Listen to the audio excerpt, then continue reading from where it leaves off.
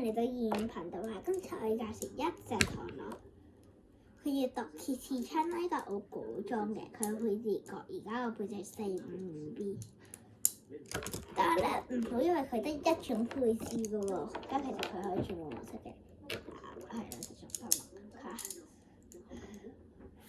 防禦模式、攻擊模式可以轉。佢咧分別有4種重心，第一重心 B 重心持久形態，第二種 W 重心防禦形態，第三種 LR 重心攻擊形態，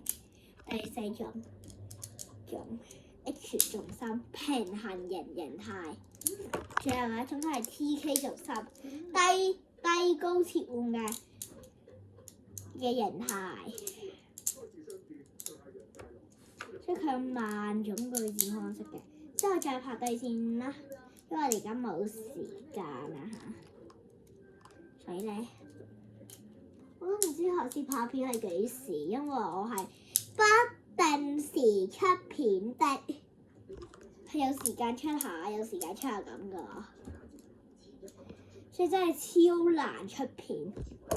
咁拜拜啦，拜拜，下條片再見。